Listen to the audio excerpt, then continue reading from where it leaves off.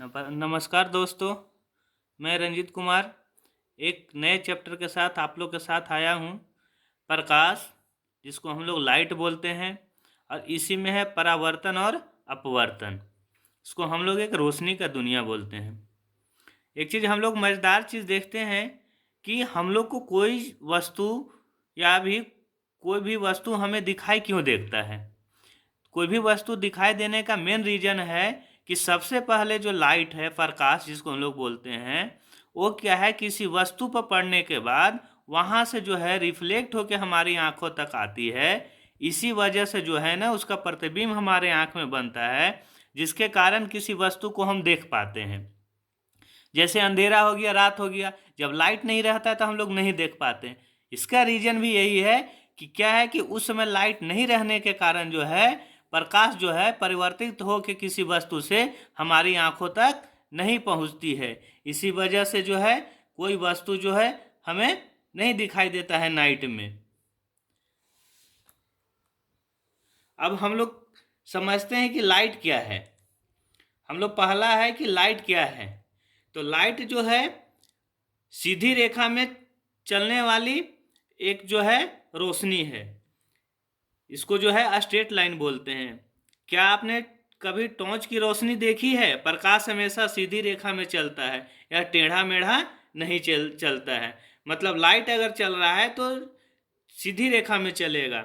वो तब तक रास्ता नहीं बदलेगा जब तक उसको कोई ऑब्जेक्शन बीच में ना आए। और हम अभी कुछ समय पहले ही बात कर रहे थे कि विजिबिलिटी का, जिसको हम लोग दृश्यमान बोलते हैं। दृश्यमान तभी होता है जब हर चीज़ों को कैसे हम लोग देखते हैं, जब प्रकाश किसी वस्तु से टकराकर हमारी आंखों तक पहुंचता है तभी वह वस्तु दिखाई देती है, अन्यथा नहीं दिखाई देती है। अब आते हैं हम लोग रिफ्लेक्शन ऑफ लाइट। रिफ्लेक्शन किसको बोलते हैं? जब प्रकाश किसी सतह से टकराकर वापस मुड़ता है तो इस प्रक्रिया को परावर्तन कहते हैं। परावर्तन किसको कहते हैं? रिफ्लेक्शन। जब प्रकाश किसी सतह से टकराकर वापस मुड़ता है तो इस प्रक्रिया को हम लोग परावर्तन बोलते हैं। अब एक चीज हम लोग देखते हैं, परावर्तन क्या है, परावर्तन का ला क्या है। एक जो परावर्तन का मतलब है प्रकाश का किसी सतह से टकराकर वापस लौटना, जैसे दीवार पर गेंद मारना। तो इसमें क्या है कि देखिए यहाँ पे फिगर में देखिए, ये फिगर देखिए, एक क्या है, एक प्लेन मिरर है, जिसको हम लोग घर में जो आईना उना रहता है उसको हम लोग प्लेन मिरर कहते हैं। एक जो है ये सेंटर बिंदु है।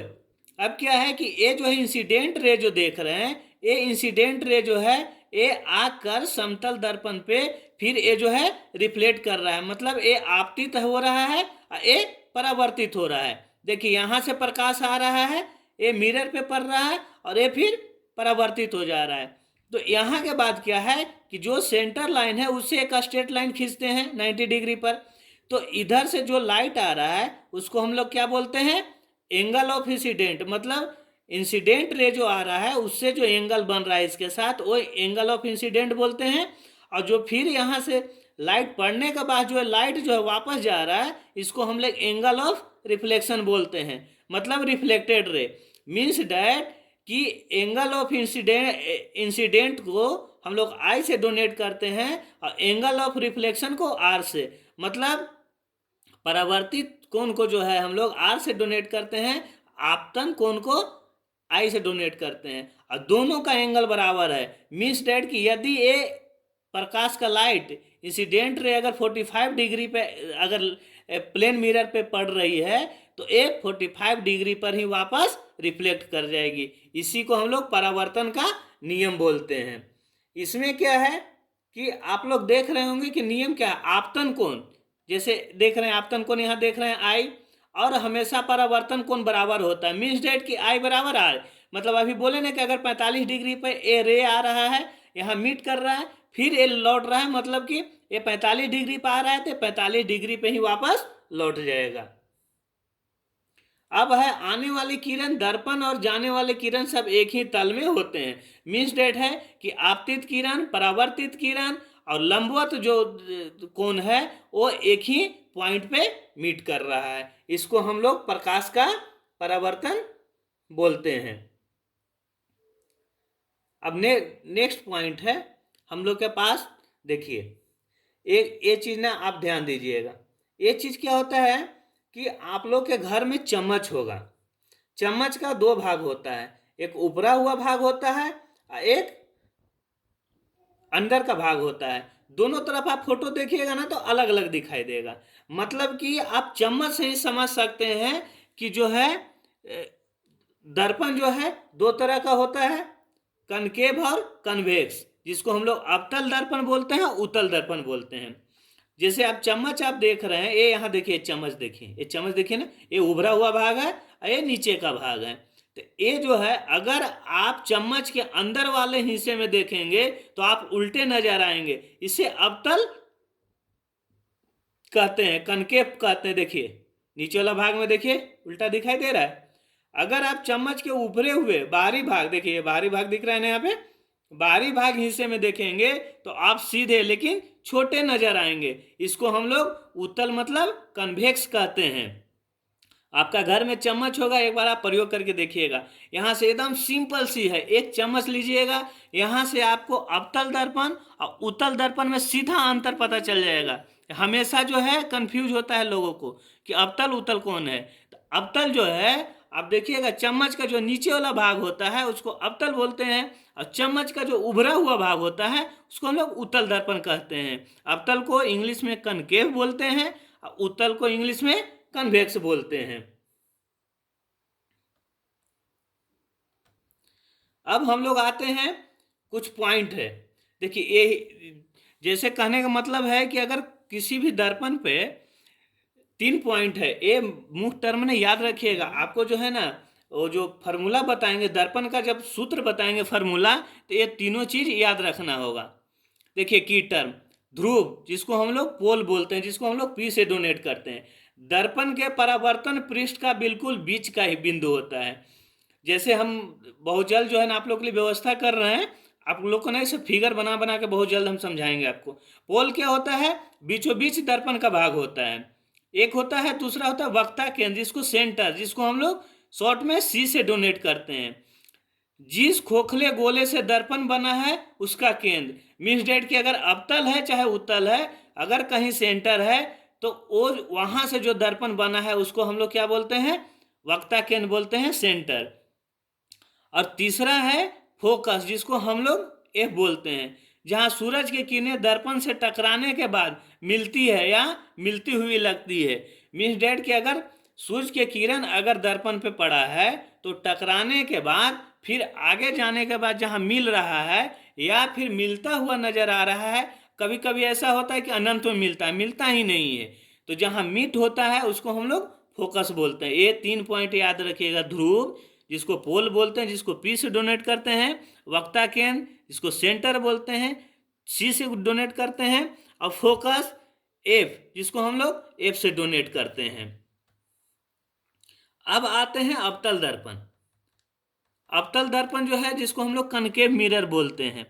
कनकेव मिरर क्या, अवतल दर्पण प्रकाश को एक जगह इकट्ठा करता है। अवतल दर्पण का मुख्य भाग क्या है, मेन यूज क्या है, तो अवतल दर्पण का गुण क्या है, अवतल दर्पण प्रकाश को एक जगह इकट्ठा करता है। जैसे टॉर्च और हेडलाइट तेज रोशनी एक साथ देता है। दंत चिकित्सक दांतों को बड़ा देखने के लिए, दंत चिकित्सक क्या करता है कि एक जगह सारा लाइट आ रहा है, वहां पे जो है एक जगह फोकस करता है। और तीसरा है सेविंग मिरर, चेहरे को बड़ा देखने के लिए, ताकि जो है उसको कटिंग वटिंग करने में दिक्कत नहीं हो, कनकेव मिरर। अब आता है उत्तल दर्पण, जिसको कन्वेक्स मिरर बोलते हैं।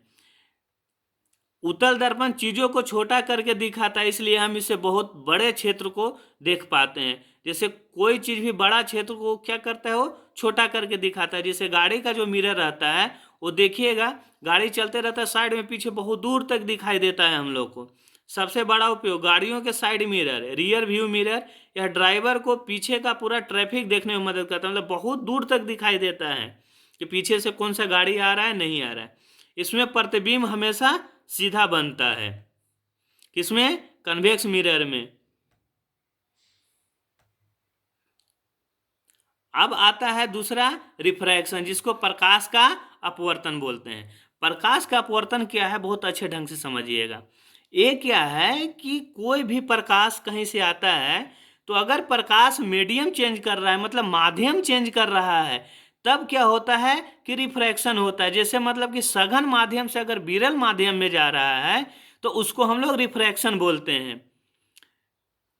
यह अपवर्तन है जब प्रकाश एक माध्यम जैसे हवा से दूसरे माध्यम पानी में जाता है, तो वह अपनी दिशा बदल लेता है, मुड़ जाता है। मीन्स दैट कि देखिए यहाँ पे माध्यम हवा, हवा क्या है, विरल माध्यम है, और पानी क्या है, सघन माध्यम है। तो क्या होता है कि विरल माध्यम से सघन माध्यम या सघन माध्यम से विरल माध्यम में अगर लाइट जाता है, तो क्या होता है कि अपने डायरेक्शन से मुड़ जाता है। इसी को हम लोग रिफ्रैक्शन बोलते हैं। जैसे कांच का स्लैब और पानी का तालाब भी इसी कारण गहरा दिखाई देता है। अब कभी कभी जो है ना, तालाब उलाब देखिएगा तो आपको दिखाई देगा कि बहुत गहरा दिख रहा है। अब आते हैं लेंसेज। तो लेंस क्या होता है, देखिए हम लोग जो है ना मिरर पढ़े हैं, उत्तल दर्पण और अवतल दर्पण, सेम चीज है लेंस में। कन्वेक्स लेंस मतलब उत्तल लेंस, यह किनारों पर पतला और बीच में मोटा होता है, यह प्रकाश को इकट्ठा करता है। जैसे मैग्नीफाइंग ग्लास, ये आप लोग ना शायद बचपन में देखे होंगे कि अगर किसी एक जगह, अगर मान लीजिए कागज वगैरह को हम लोग को जलाना रहता था, तो क्या करते थे कि ये वाला मिरर को लगा देते थे और कुछ देरी वहाँ कंसंट्रेट करके छोड़ देते थे। एक जगह रखने से क्या होता था, वहाँ जलना चालू हो जाता था। तो ये क्या है, उत्तल लेंस है। और एक होता है अवतल लेंस, जिसको कन्वेंस लेंस बोलते हैं। यह किनारों पर मोटा और बीच में पतला होता है, यह प्रकाश को फैलाता है। मीन्स डेट कि अगर इस पर लाइट हो पड़ रहा है, तो चारों तरफ मतलब इसको फैला देगा लाइट को। अब आते हैं महत्वपूर्ण फार्मूला, दर्पण सूत्र, जिसको मिरर फार्मूला बनाते हैं। इसको हम ना जब आपको हम पढ़ाएंगे डिटेल में, तो इसको हम सिद्ध करके बताएंगे कि 1/V+1/U बराबर 1/F क्यों होता है। तो दर्पण के लिए सूत्र जो हमेशा प्लस होता है, और लेंस के लिए हमेशा माइनस होता है। देखिए 1/V+1/U बराबर 1/F। एफ तो फोकस आप जान रहे हैं। अब VE जो है, ये जो है दूरी है किसका, आपका एक प्रतिबिंब का और एक बिंब का। बिंब प्रतिबिंब समझ रहे हैं कि बिंब पर जब लाइट पड़ता है, तो उसके द्वारा जो इमेजिंग बनता है उसको प्रतिबिंब बोलते हैं। और लेंस में क्या होता है कि यही चीज़ सेम माइनस होता है। इसको आपको हम सिद्ध करके जो है डिटेल में आपको हम बताएंगे, बहुत जल्द बताएंगे इसको डिटेल में, क्योंकि ये जो है ना आप सिद्ध करने के लिए आता ही आता है। तो आप अच्छे से जान जाइएगा तो इसको जो है बना पाइएगा। एक लेंस की क्षमता आता है, जैसे जो लेंस हम लोग बोलते हैं कि आँख में लगता है, किसी को बोलते हैं उसका बच्चा का जो है ना आँख खराब हो गया, तो कितना पावर का चश्मा लगा है, तो वही लेंस की क्षमता, पावर ऑफ लेंस। लेंस की क्षमता P, उसकी फोकस दूरी F का उल्टा होता है। लेंस का क्षमता P जो है, उसका फोकस दूरी F का उल्टा होता है, मतलब P बराबर 1/F होता है।